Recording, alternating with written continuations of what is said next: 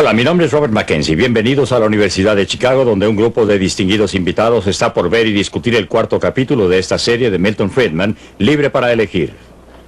En este programa examinará el sistema de asistencia social en los Estados Unidos. Este país, como muchos otros, tiene una serie de estímulos diseñados para ayudar a aquellos que lo necesitan.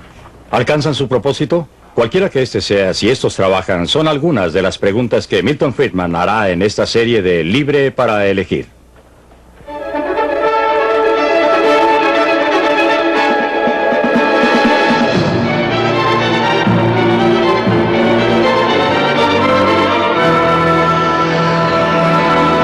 Para elegir.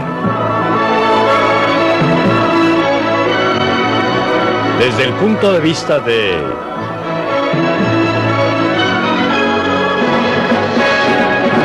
Milton Friedman.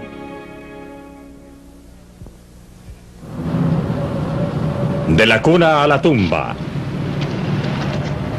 Después de la Segunda Guerra Mundial, las autoridades de la ciudad de Nueva York decidieron hacerse cargo del control de las remuneraciones, supuestamente para ayudar a los ciudadanos más pobres. Las intenciones eran buenas. Este es el Bronx, fue uno de los resultados. En los años 50, las mismas autoridades estaban grabando a sus ciudadanos, incluidos aquellos que viven en el Bronx y otras áreas desoladas al otro lado del East River, para subvencionar los programas habitacionales públicos, otra idea con buenas intenciones. Pero los pobres están pagando por ello. Casas con ayuda del gobierno para personas de recursos. Cuando el gobierno, a nivel metropolitano o federal, gastaba nuestro dinero para ayudarnos, pasaban cosas extrañas.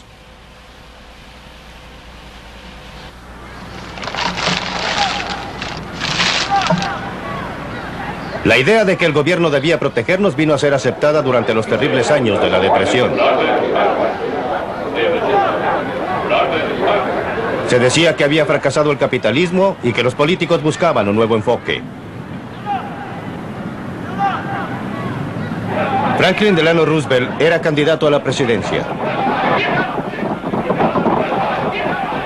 Era gobernador del estado de Nueva York. En la mansión del gobernador en Albany se reunió muchas veces con amigos y colegas para buscar una salida a la depresión.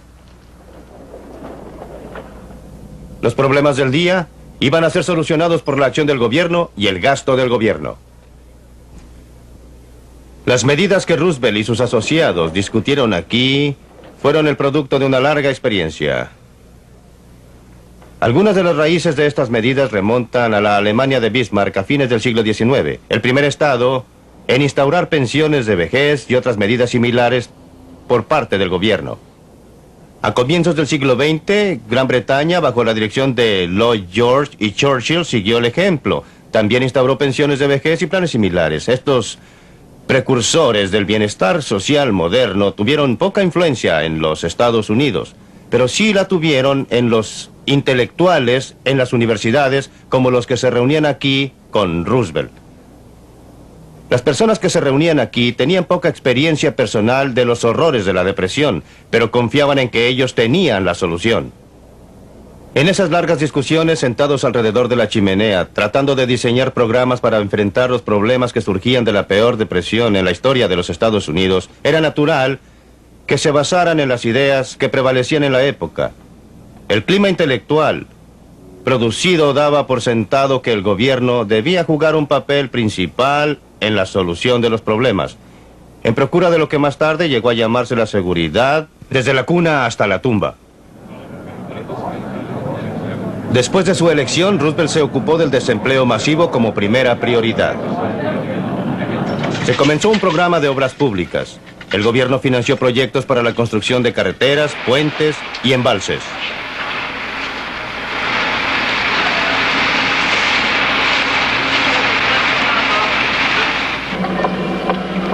Se creó la Administración para la Recuperación Nacional con el objeto de revitalizar la industria. Roosevelt quería ver a los Estados Unidos caminar hacia una nueva era. Se aprobó el Acta de la Seguridad Social y siguieron otras medidas. Beneficios para los desempleados, pagos de bienestar, distribución de excedentes de alimentos. Con estas medidas vinieron obligadamente los reglamentos, la burocracia, tan familiar hoy día, fue entonces una novedad. La burocracia gubernamental creció y ha crecido desde entonces.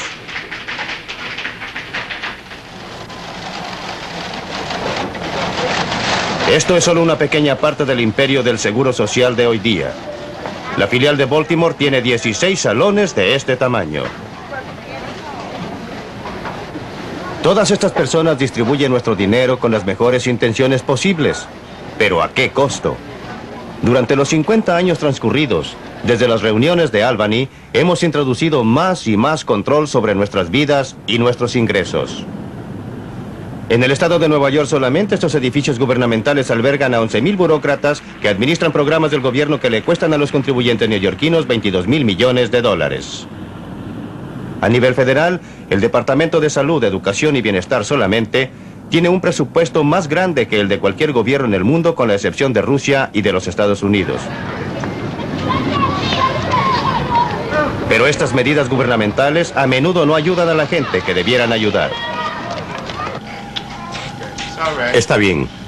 Halima, la hija de Richard Brown, necesita atención médica permanente. Tiene un defecto en la garganta y la tienen que conectar a una máquina respiratoria para que pueda sobrevivir en las noches. Es un tratamiento caro y se justificaría que la familia pidiera ayuda del Estado. No la recibo porque no tengo el derecho a recibirla. Gano unos pocos dólares de más. Pero con el sueldo que gano no puedo vivir realmente. Ahorrar algo está fuera de mis posibilidades. Y, bueno, vivimos al día. Literalmente de día de pago a día de pago. La lucha no es menos dura sabiendo el señor Brown que si renuncia a su empleo como ordenanza en el hospital de Harlem, tendría derecho a recibir una ayuda del gobierno. Estaría en mejores condiciones económicas. Señor Brown, ¿me haría usted un favor? Hay un paciente que... Está bajo una presión tremenda, pero está orgulloso del trabajo que hace aquí y tiene la fuerza para resistir la presión. Yo soy Brown. Está completamente debilitada. La llevaré a la sala de partos. Trate de no pujar. Queremos un alumbramiento en buenas condiciones. El señor Brown ha aprendido a la fuerza que los programas de bienestar social destruyen la independencia del individuo. Hemos querido acogernos a la ayuda social y averiguamos respecto al bienestar social, pero nos dijeron que tendríamos derecho a recibir $5 al mes. Pero para poder recibir estos $5, tendríamos que entregar los ahorros de nuestro hijo y eso no vale la pena. Pero yo no creo tampoco en nada gratis. Creo que hay muchas personas capaces de trabajar y dispuestas a hacerlo. Pero la culpa es la manera en que esto está organizado. Por ejemplo, las madres y los niños estarían mejor si el marido labora, o si él no está, y esto destruye a muchísimas familias pobres. Una de las cosas más tristes es que muchos niños cuyos padres reciben ayuda del gobierno terminarán cobrando beneficios para desempleados cuando crezcan. En este proyecto público de vivienda en el Bronx de Nueva York, las 3/4 partes de las familias reciben pagos por cesantía. Pues bien, el señor Brown quería mantenerse alejado de esto y por una razón muy poderosa. Aquellos que cobran beneficios por cesantía pierden su independencia humana y sentido de la dignidad. Deben someterse a los dictados de un supervisor de bienestar, quien les puede decir si deben vivir acá o allá, si pueden tener un teléfono, lo que pueden hacer con sus vidas. Los tratan como niños, no como adultos responsables, y caen en la trampa del sistema. Quizás se presente un trabajo que parezca mejor que el recibir pagos por cesantía, pero temen tomarlo, porque si lo pierden pueden pasar entre 6 y 9 meses antes de que puedan volver a cobrar cesantía. Y como resultado, todo esto se transforma en un ciclo eterno, no simplemente en un estado transitorio. En otras partes las cosas han ido aún más lejos. Este es el Hulme Estate, un proyecto público de vivienda en Manchester, Inglaterra. Bueno, aquí estamos a 3.000 millas del Bronx, pero nunca lo adivinaría al mirar en su derredor. Me parece estar en el mismo lugar, en el mismo tipo de unidades habitacionales, chatas y uniformes, decrépitas, aun cuando se construyeron hace solo 7 u 8 años atrás. Vandalismo, pandillerismo, la misma sensación rodea el lugar de gente que no tiene mucho empuje y energía, porque otros se ocupan de sus problemas y necesidades diarias, porque el Estado los ha provisto del incentivo de buscar trabajo, de ser personas responsables, de ser capaces de sostenerse ellos mismos y sus familias. Durante los últimos 7 años, Maureen Ramsey ha tenido que comprar comida y vestidos para su familia con la ayuda que le da el gobierno. Durante todo ese tiempo, su marido Steve no ha tenido empleo. Cada semana cobra lo que en Inglaterra se llama seguridad social. El gobierno vela por él, su mujer y sus hijos. Pero el aceptar pagos de bienestar significa aceptar los reglamentos de aquellos que lo pagan. En mi opinión, por lo menos, uno se siente como que les pertenece. Usted sabe que no hay otra forma de expresarlo. Supóngase que me empleara porque necesito algo. Debo de ir allá para informarles de eso. Porque tendría que ir a trabajar con la sensación de que alguien del Seguro Social me está observando y... bueno, hasta allí llego. No hay salida. Es imposible luchar. Los empleos de hoy en día solo permiten ganar unas 45 libras a la semana, de las que hay que rebajar una estampilla y se termina con más o menos 39 libras. ¿Por qué trabajar cuando se puede obtener lo mismo? No le veo el provecho. Claro que él tiene razón. Es muy posible que no le compense emplearse ahora. No es su culpa y no lo culpo. Está actuando de manera inteligente a favor de sus propios intereses y los de su familia. Es la culpa de un sistema que le quita el incentivo para buscar empleo. Pero supongamos que ustedes fueran crueles y le quitaran los beneficios del servicio de bienestar. ¿Qué pasaría?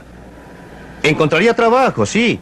¿Qué tipo de trabajo? No sé. Puede que no sea un empleo agradable o a su entera satisfacción. A un cierto nivel de sueldo, pero sin exigir una determinada remuneración, siempre habría un trabajo que usted podría hacer. También podría suceder que tuviera que recurrir a los comedores populares gratuitos o algo por el estilo. Entiéndame, no estoy diciendo que esto sea agradable, deseable ni bueno. No lo es, pero analizando lo que pasaría, no cabe duda de que encontraría alguna forma de ganarse la vida. El gobierno de los Estados Unidos está tratando de romper la trampa que encierra el servicio de bienestar. Estas personas estaban cesantes, se les está entrenando ahora a costa del contribuyente. Quizá lleve a una solución, pero quizás no. Aquí tenemos un enorme sistema de bienestar social que está diametralmente en oposición a las creencias básicas de los Estados Unidos, porque los Estados Unidos se fundaron sobre una ética. Han practicado la ética del trabajo y han declarado que es lo que deben hacer todos, procurar la misma oportunidad de empleo que en Norteamérica. Aquí todos tienen que marcar tarjeta y cumplir una jornada completa de trabajo. La intención es dar la impresión de un verdadero trabajo. Estamos afirmando que un empleo es parte de la forma de vida de los Estados Unidos y le vamos a ayudar a usted a encontrar empleo para que tenga derecho a un pedazo de la torta, pueda pagar impuestos y llegue a ser parte del sueño norteamericano. Pero el sueño no funciona.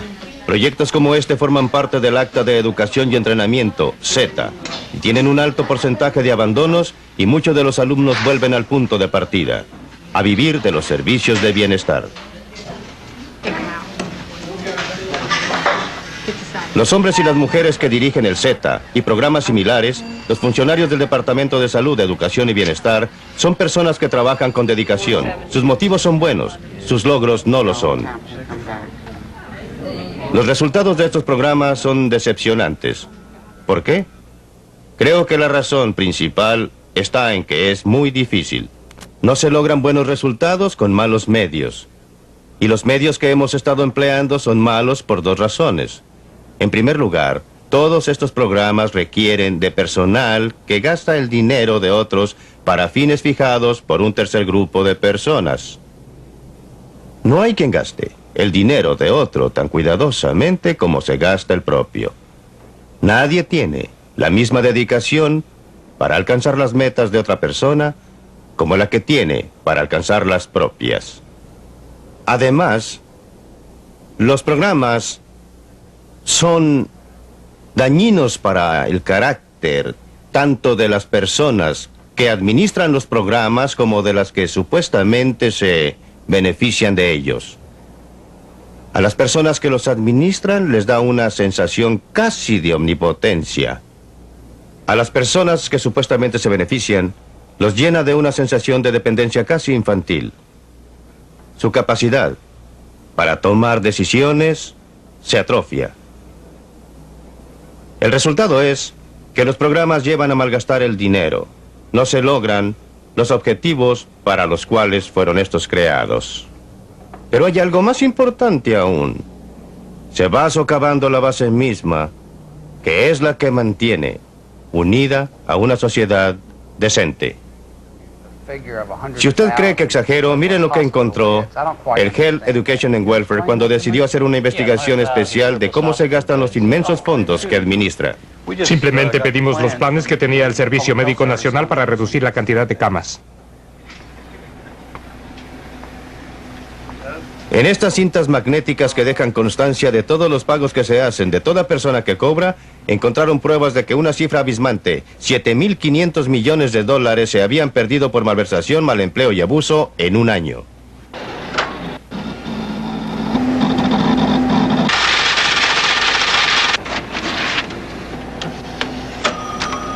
Doctores, contratistas, hospitales, escuelas, beneficiarios del sistema de bienestar, todos habían hecho mal uso en alguna u otra manera de los fondos y aún no termina la investigación. El resultado inevitable de tener un fondo enorme de dinero de los contribuyentes es que todos nos sentimos inclinados a echarle mano. Puede estar seguro de que siempre podremos encontrar muy buenas razones para justificar la necesidad de gastar el dinero de otros. A alguien se le ocurrió una muy buena idea para invertir el dinero del contribuyente, la de subsidiar arriendos de departamentos en la ciudad de Nueva York.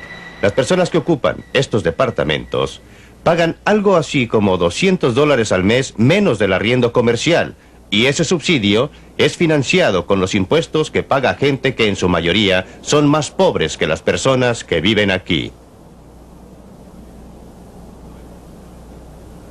No es inusual que ocurra algo así cuando el gobierno trata de hacer el bien con nuestro dinero.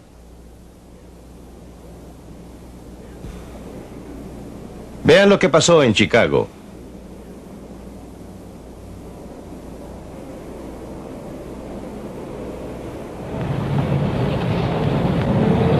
Para la mayoría de los visitantes, la impresión inmediata es de una ciudad rica, próspera y dinámica.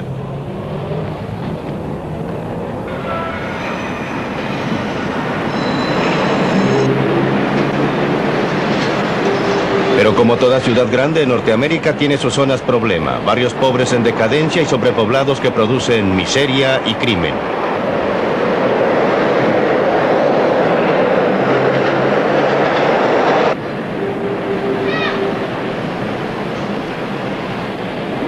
Después de la Segunda Guerra Mundial, algo similar pasó con una zona cerca de Hyde Park. En los años 50 se idearon planes para demoler grandes edificaciones ruinosas y reconstruirlas con fondos del gobierno destinados a un programa de renovación urbana. Iba a ser un proyecto ejemplar que reemplazaría una zona venida a menos por una comunidad integrada. ¿Quién controlaba el gasto de ese dinero del Estado? Fue precisamente mi propia Universidad de Chicago la que sintió que su existencia estaba amenazada por este cáncer urbano y por el crimen que trae consigo. Se utilizaron fondos del gobierno para demoler un área que incluía muchas pequeñas tiendas y casas de familia de escasos recursos. Una vez despojada la zona, la reconstruyeron con fondos privados dotándola de departamentos, casas residenciales y complejos comerciales. Se había eliminado un cáncer aquí, trasladándolo a otra parte.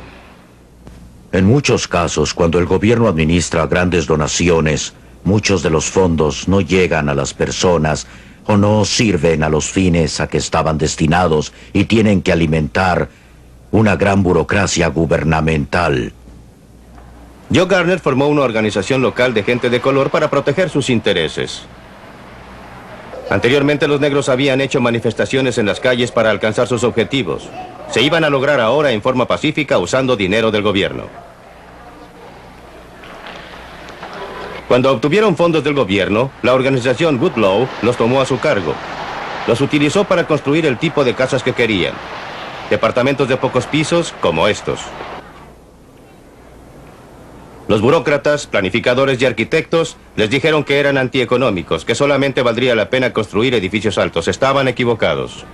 Muchos piensan que los desvalidos, si los queremos llamar así, no tienen idea de sus problemas ni de cómo solucionarlos, y que necesitan la ayuda de profesionales de fuera para lograrlo, y nosotros les decimos las pinzas, porque Un profesional de fuera no siente en sus entrañas lo que siente una mujer con 6 niños acogida a los servicios de bienestar que tiene que vivir con $100 al mes en un departamento deteriorado. Ella puede proponer soluciones mucho más acertadas. Las intenciones de este grupo comunitario local son buenas. Quieren reconstruir la comunidad según los deseos de la comunidad. ¿Están conformes con el trabajo que estamos haciendo? Sí, bastante. Pero el dinero del gobierno siempre corrompe. Que sea del mismo color de la casa. Miren la cantidad de personas que están reconstruyendo este garage. No tiene sentido, salvo el hecho de que son trabajadores Z pagados con dinero del contribuyente. Los fondos gubernamentales han permitido a la organización abarcar toda un área de Chicago. Ahora tienen hasta su propio supermercado.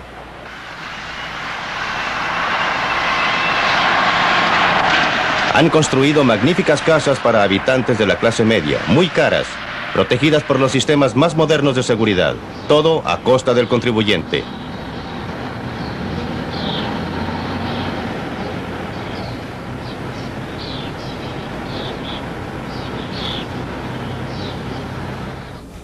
En realidad nos estamos transformando en un mini-estado. En este preciso momento tenemos alrededor de 400 empleados. Tenemos un presupuesto operacional sobre los $5 millones al año. Somos grandes. Grandes y creciendo. El próximo proyecto es un nuevo desarrollo de este sitio. Y ese no es sino un paso en un programa de 20 años que costará $220 millones, la mayor parte proveniente del contribuyente. En el sur del Bronx, están muy familiarizados con la protección gubernamental, como el control de arriendos que hace que a los propietarios no les compense mantener sus edificios. Ellos se han ido trasladando y los vándalos han venido a instalarse.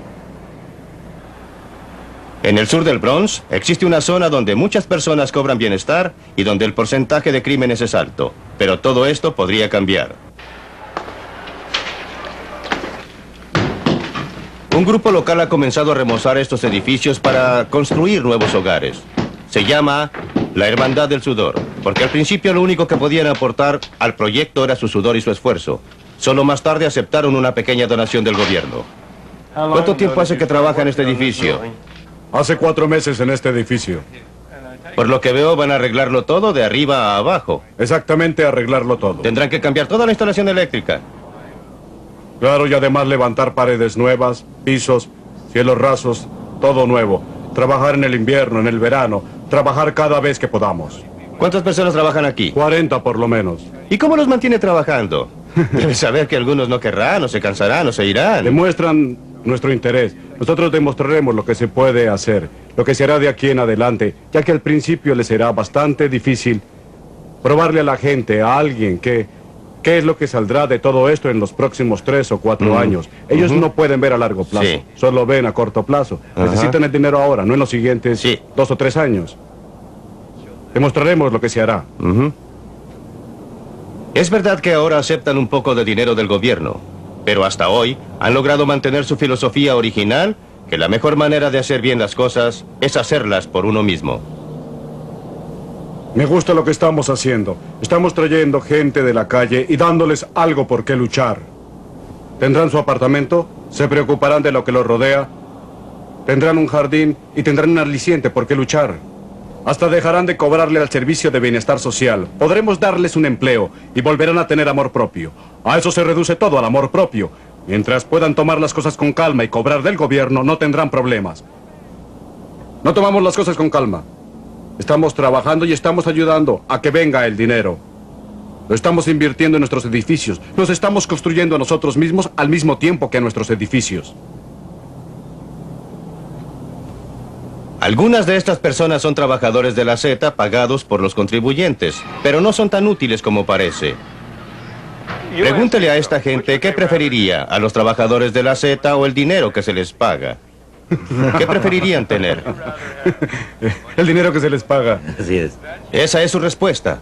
Esa es una ayuda muy cara comparada con lo que Así podrían es. hacer ellos con el dinero. Usted da a esta gente todo el dinero que les paga a los trabajadores de la Z y le apuesto que harían 2 o 3 veces la cantidad de trabajo. ¿Me equivoco? Está en lo cierto. Muy en lo cierto. Así es que esta es una manera muy ineficaz de utilizar su dinero. El problema es que tenemos una gran burocracia y ella quiere tomar las decisiones, no quiere que usted decida. Pregúntese a sí mismo cómo se empezó a edificar esta zona.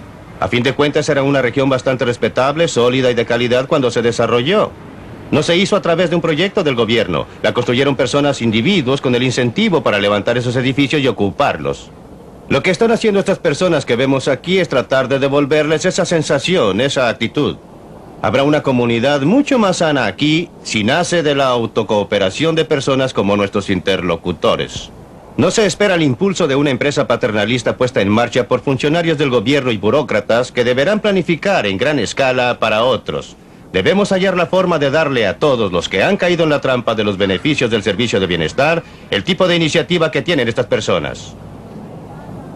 La mejor, o debería decir la menos mala de las soluciones que he podido encontrar, es algo que se llama impuesto negativo a la renta. La idea es eliminar una gran parte de la burocracia del servicio de bienestar, de los reglamentos denigrantes, ayudar a los pobres, principalmente dándoles dinero. Con el impuesto positivo a la renta, se tiene el derecho a una cierta cantidad de exenciones personales y descuentos, y sobre lo restante usted paga su impuesto. Pero supongamos que no tenga usted entradas. Con el régimen de impuesto negativo a la renta, el gobierno le pagaría una fracción de sus exenciones no utilizadas, garantizándole así una renta mínima. Si usted gana algo, también tendrá derecho a una fracción de sus exenciones no utilizadas y por lo tanto, un mayor ingreso. A medida que suban sus ganancias, el suplemento a su entrada se reducirá más y más hasta que sus ganancias igualen a las exenciones. En ese momento no estará ni pagando impuestos ni recibiendo ayuda. No es un sistema ideal, no es el sistema al que habríamos aspirado, pero es un sistema que tendría como consecuencia eliminar la división de la sociedad entre los que reciben y los que pagan. Una separación que tiende a destruir toda la estructura de la sociedad. Significaría que cada uno podría aprovechar las oportunidades que se le presentan sin peligro de que si por algún motivo perdemos el empleo, pase mucho antes de que funcione nuevamente el sistema.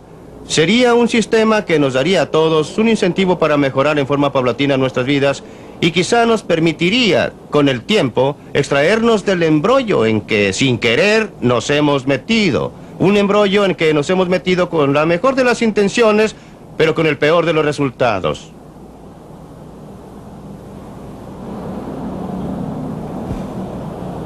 Dependemos cada vez más del gobierno.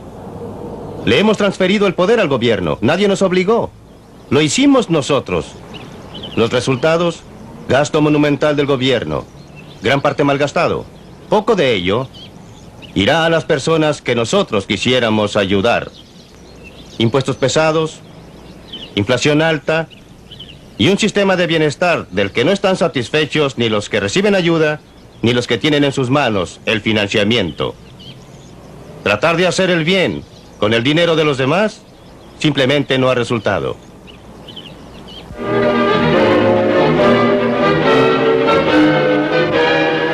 Libre para elegir. Ya empezó la discusión aquí en la Universidad de Chicago, así que vayamos a ella. Mientras veía la película, mi sensación de enojo crecía.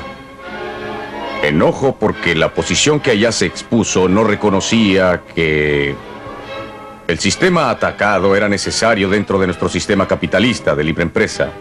Este sistema, por su propio fracaso, produce pobreza y requiere, por lo tanto, la intervención del gobierno en el interés de aquellas personas que han caído en la trampa de la pobreza.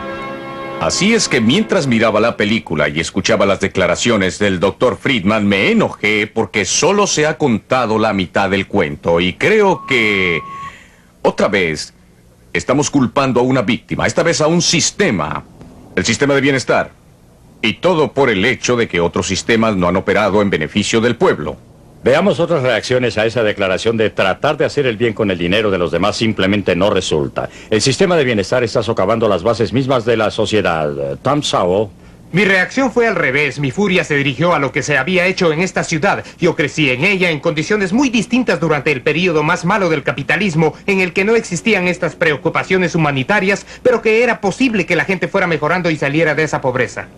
Hoy día alguien que viviera exactamente en el mismo lugar en que viví yo encontraría mucho más difícil escapar de la pobreza debido a todas estas cosas. Tampoco se abandonaban los edificios como lo vemos en la película cuando yo vivía en Harlem.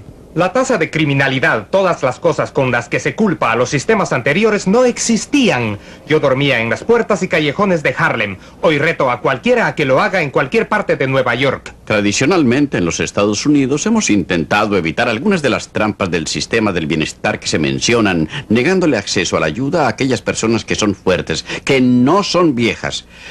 Por lo tanto, hemos tratado de cerrar la puerta del bienestar estatal a muchas categorías dentro de la población pobre, realmente pobre. El segundo punto que se enfatiza es que algunos, pero no todos, de los que podríamos llamar programas de bienestar social en el sentido amplio de la palabra, reducen muy fuertemente los beneficios cuando se gana un poco más de dinero. Y creo que es precisamente ese hecho que quiero señalar, el problema principal que resalta en la película, pero que no es común a todos los programas de bienestar que se me vienen a la mente. Cuando fracasa la familia, cuando el sector privado fracasa en su intento de crear empleo, se encuentra uno con que la gente está cesante y lentamente cae en la necesidad de pedir ayuda para poder subsistir. El sistema de bienestar social fue creado en los años 30 para hacer precisamente eso, cuando el sector privado esencialmente fracasó. Vemos el desarrollo del sistema de bienestar. Él no va contra la sociedad. Está tomando lo que la sociedad y las instituciones olvidaron a su paso. El quebrantamiento de la familia, la economía que no se expande lo suficiente, el fracaso del sistema de salud y un sistema educacional que no cumple. Tenemos a personas sin entrenamiento, sin conocimientos buscando empleos en una sociedad altamente técnica o empleos que pagan tan poco para que la gente pueda vivir de manera decente. Yo veo un sistema de bienestar que no es tan malo, sino que de hecho toma las obras y trata de ayudar a la gente a vivir con dignidad. Así que la teoría de que corrompe las bases de la sociedad no encuentra apoyo, salvo quizás por usted. ¿Concuerda usted con eso? Absolutamente. Usted está hablando de los fracasos de otras partes de la sociedad. Lo que el sistema de bienestar y otros tipos de programas gubernamentales tratan de hacer es pagarle a la gente para que fracase. Ya que mientras fracasan, reciben dinero y mientras tengan éxito, por muy moderado que sea, se les quita el dinero. Esto es extensivo al sistema escolar, donde se les da dinero a los colegios con bajos rendimientos. En la medida en que el colegio mejore la educación, se le quitará el dinero. Así se le está ayudando a la gente para que fracase en su propia vida y que dependa de la limosna. Tenemos cifradas esperanzas hoy en día acerca de la calidad de la vida, la alta calidad del trabajo, el nivel de ingresos que se espera. ¿Por qué? Porque vemos lo que está con nosotros y lo que debemos tener. No, esa no para es la obtenerlo. razón, no es la razón. Yo podré tener cualquier cantidad de expectativas. La pregunta es, ¿qué puedo hacer? Si hay otros que subsidian mis expectativas, estas serán mayores.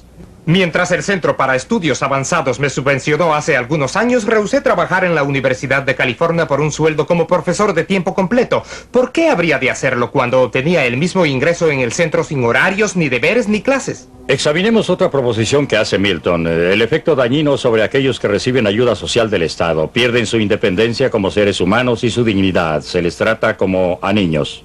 Bien. Dr. Thompson, como antiguo administrador de uno de los principales programas, ¿cree que es un gran riesgo? No es un gran riesgo. A decir verdad, eso presupone que la gente que esté recibiendo pagos por el sistema de bienestar se quede en el sistema y obtenga el resultado descrito por el Dr. Friedman.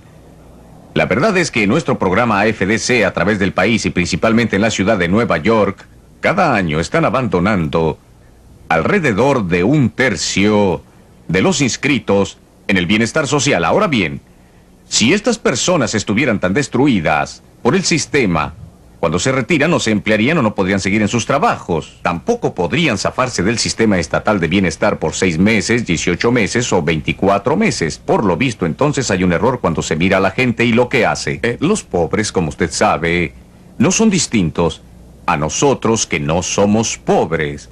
Y sus motivos para ser autosuficientes y ocupar un lugar y ascender en la escala económica no son diferentes de los que tenemos nosotros.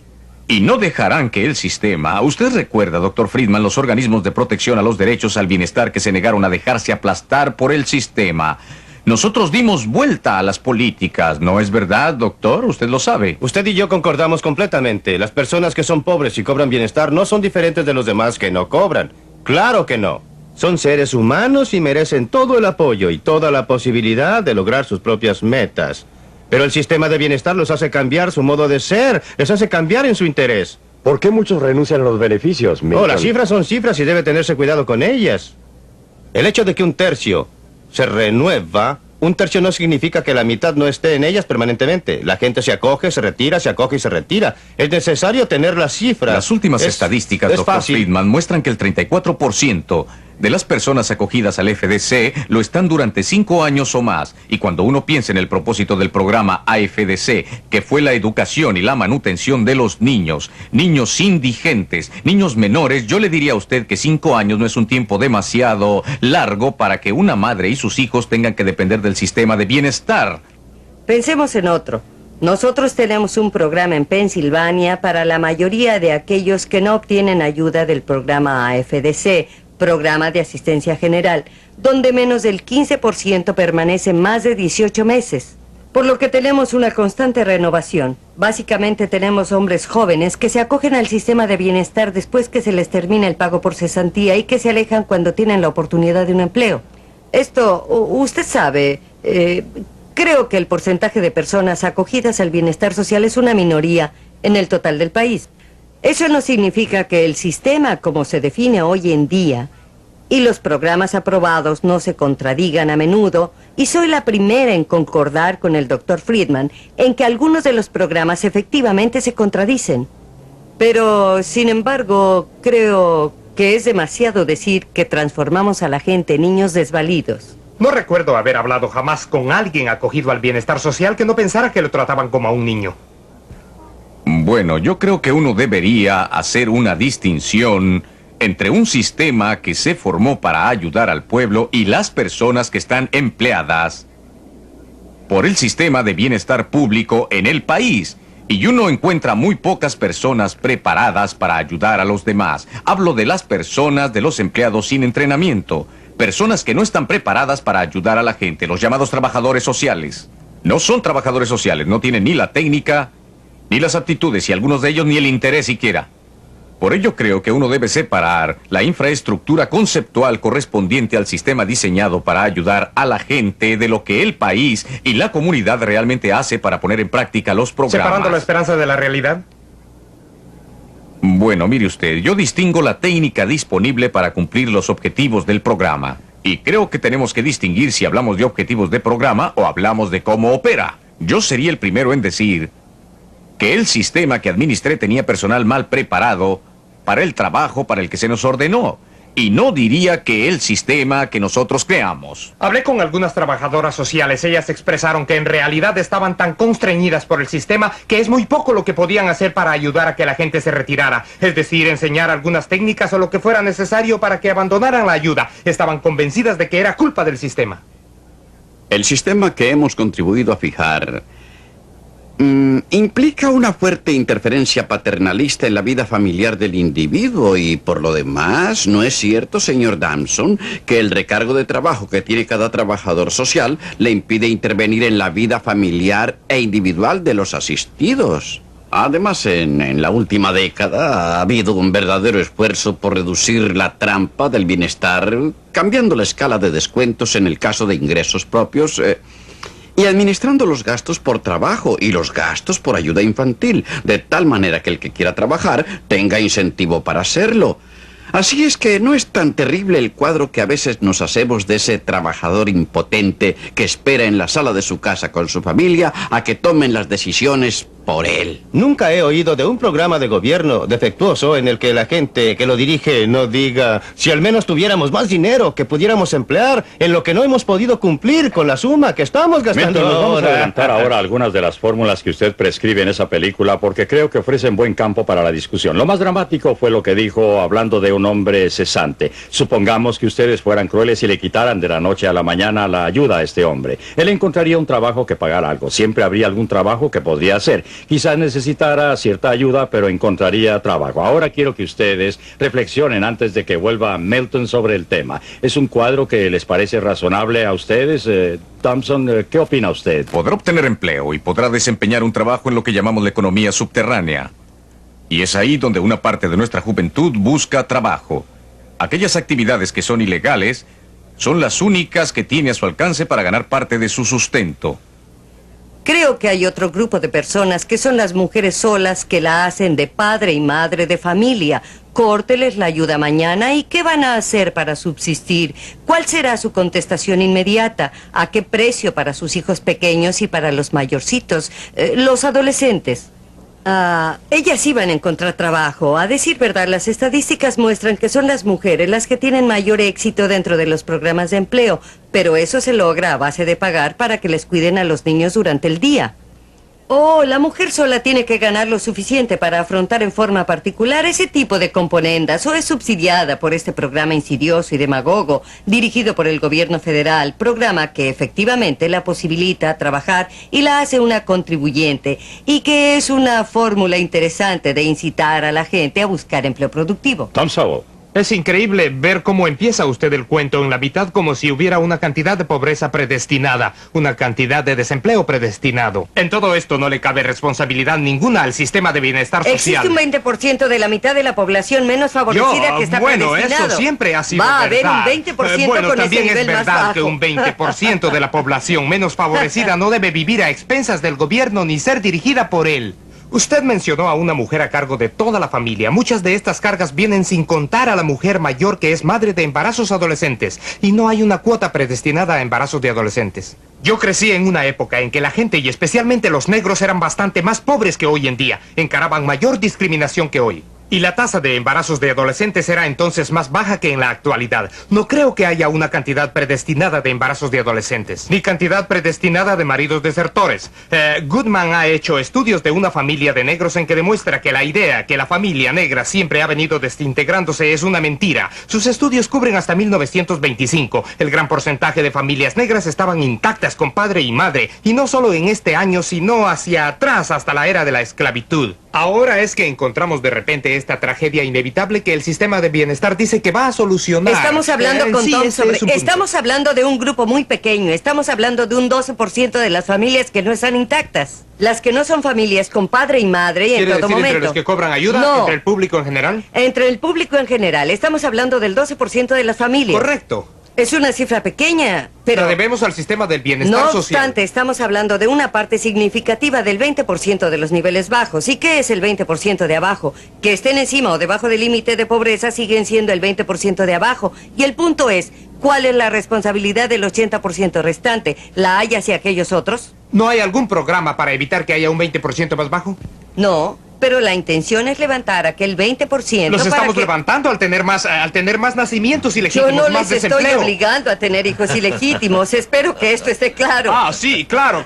Usted no tiene que obligarlos, simplemente tiene que subsidiarlos. Nosotros como seres humanos no tenemos una responsabilidad, pero espero que tengamos compasión y un interés en ese 20% de más abajo. Y solo quiero decirles que el sistema capitalista, el sistema de la empresa privada del siglo XIX logró expresar mejor ese sentimiento de compasión y hacerlos mejor que los programas gubernamentales de bienestar de hoy día. El siglo XIX, el periodo que la gente denigra como la marea alta del capitalismo, fue el periodo donde más se volcó una Ella Mosner en actividades caritativas que el mundo jamás ha conocido. Y una de las cosas por las que culpa el sistema de bienestar social muy seriamente es por haber destruido las agrupaciones caritativas privadas que son mucho más eficaces, mucho más compasivas, mucho más personales en la ayuda de aquellas personas que por circunstancias ajenas a su voluntad están en posición desventajosa. Debo discrepar con usted porque creo que en general se excluía la nación de propiedad privada. Quiero decir que segmentos de la sociedad estaban excluidos de ella en el siglo XIX, principalmente las mujeres, los dementes y los idiotas. Y así no voy a volver a ese siglo para mostrarlo como modelo. De cualquier modo, quisiera, Milton, llegar a su receta importante. Sé que usted dice que no está en la agenda para mañana y se nos ha quedado por delante, y es el impuesto negativo a la renta. Y no estoy seguro que estas personas hayan entendido a fondo de qué modo opera. Sé que no podemos entrar en detalles, pero me gustaría escuchar la reacción de nuestros invitados primeramente. ¿Es este un enfoque viable para los problemas persistentes de la pobreza, el impuesto negativo a la renta? Creo que es útil para algunos de los problemas de la pobreza. Involucra primeramente pagos en efectivo en contraposición a los pagos en especie. Además, los pagos no se hacen respetando categorías. ¿No por categorías?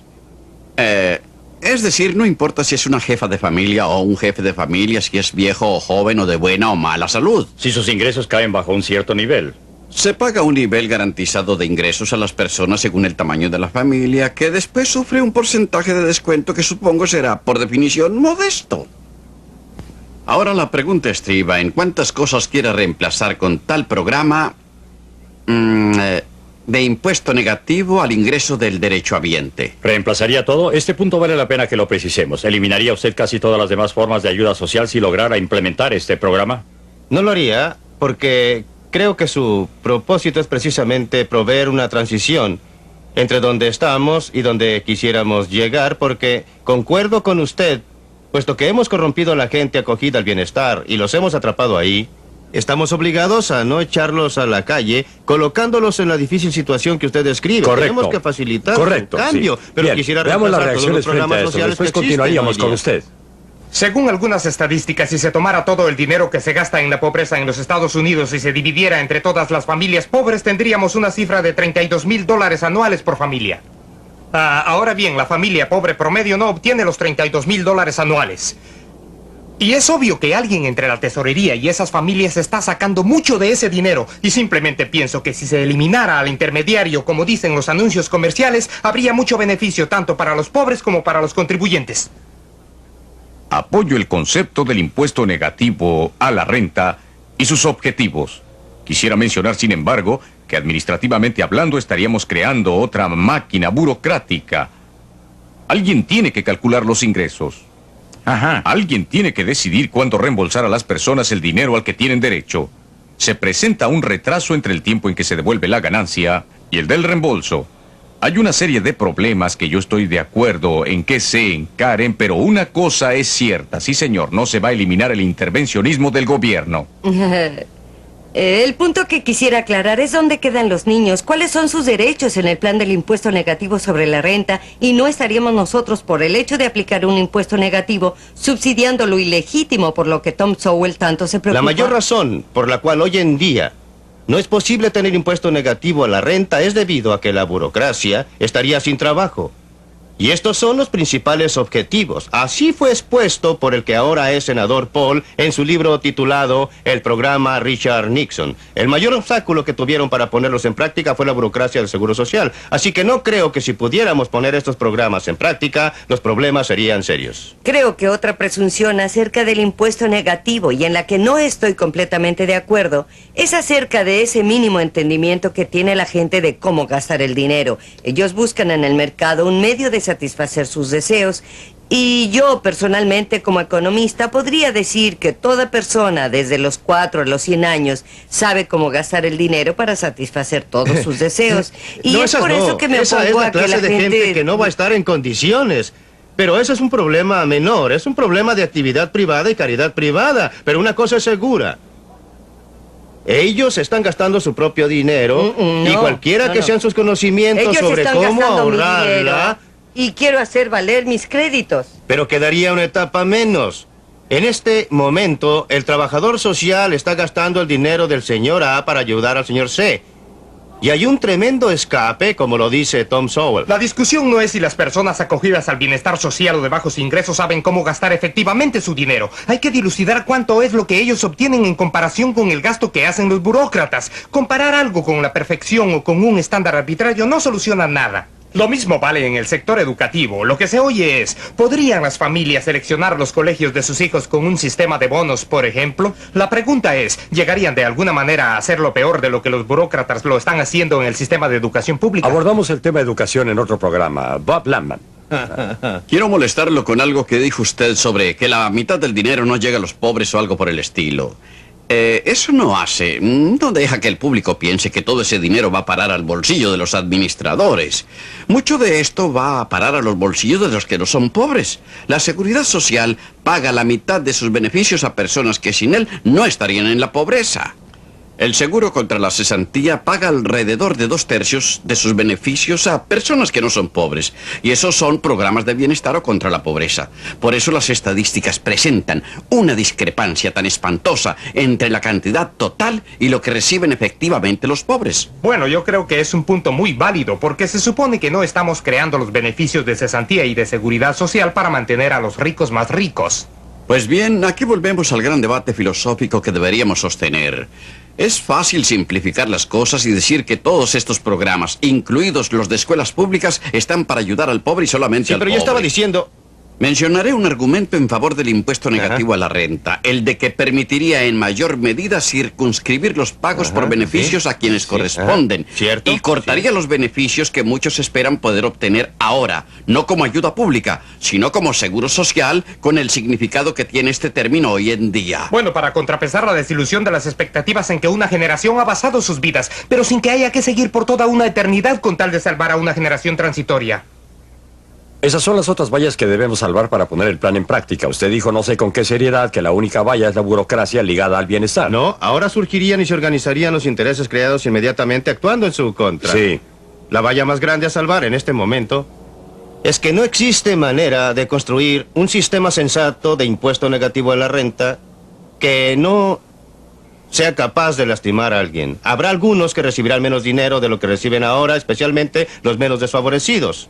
Particularmente los ricos que están recibiendo del servicio de bienestar, ellos tratarán de dificultar políticamente que se pueda poner en marcha.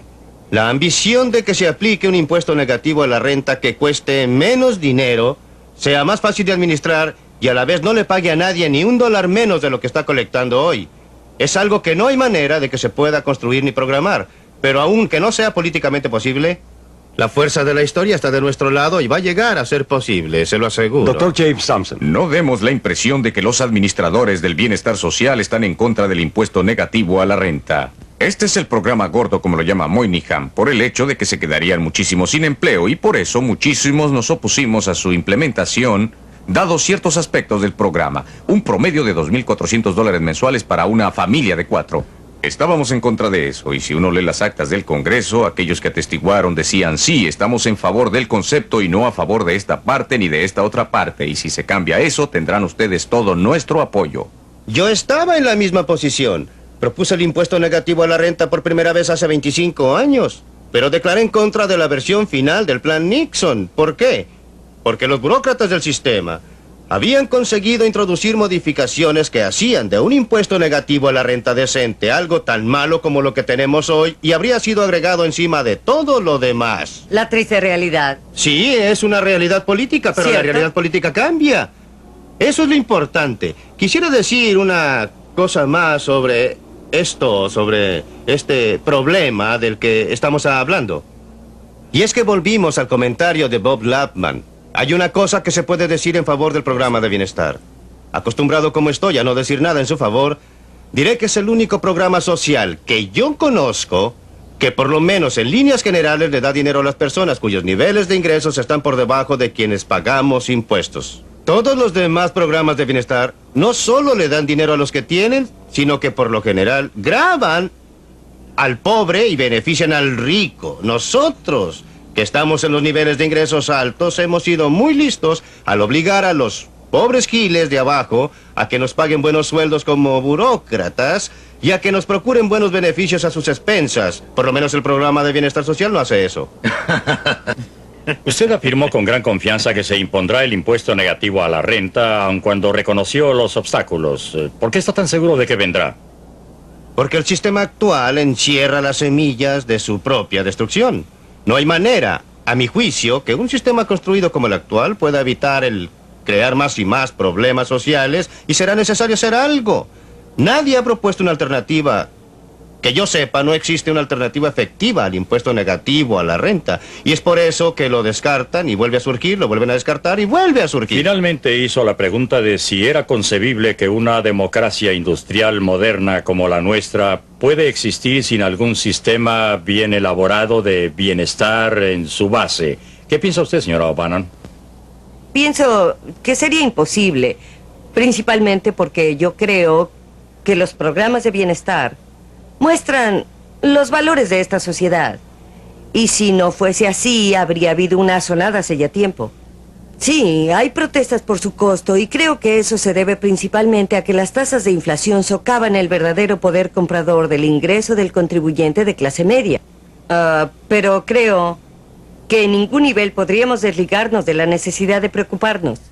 La necesidad de tener que preocuparnos día a día, y en una sociedad técnica, industrial moderna como la que tenemos, el sistema de impuestos y de gobierno es posiblemente la única alternativa variable.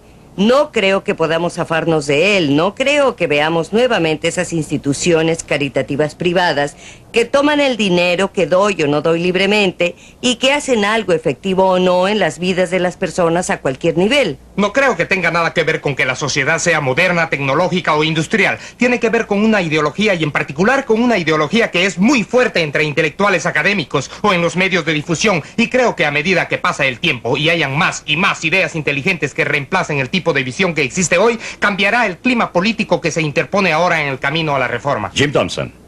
No creo que pueda eliminar el sistema, pero me interesa el sistema de bienestar y me interesa la última declaración de Tom sobre académicos y teorías, etc. Olvidamos que estamos hablando de personas y no podemos encerrarnos en nuestra torre de marfil y hablar de si este sistema funcionará y con lógica o sin ella, ¿por qué no funcionará? A la vez que hay masas fuera del sistema del que usted y yo formamos parte. Y de alguna manera tenemos que asegurarnos de que podremos cuidar de esa gente y que el no lograrlo, claro está, significará que su seguridad y mi seguridad y la vitalidad de este gobierno y de nuestro país estarán en juego. El alcalde de Nueva York me preguntó cuando tuvimos una huelga lo que haría si no fuera posible entregar los cheques a la gente cuando nuestros trabajadores fueran a la huelga, y le dije que después del primer mes el caos, y él me respondió, ¿qué quiere decir con eso? Y yo le contesté, ningún hombre o mujer en esta ciudad de Nueva York, y eso lo incluye a usted, señor alcalde, estará seguro si no podemos cuidar de ellos. Dejaremos esta discusión con la esperanza de que puedan estar con nosotros para el próximo programa Libre para Elegir.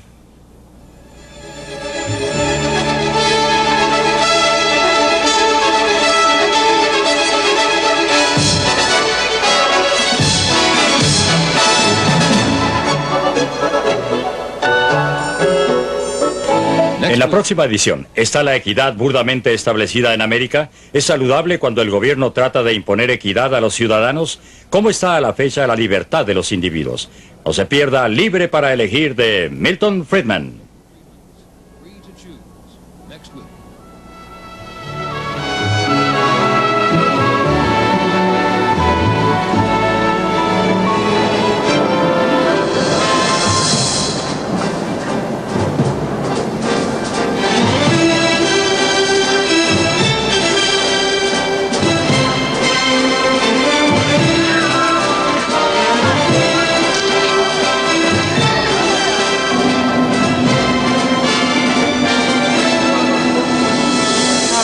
Okay, so everything's gonna be fine. Just keep breathing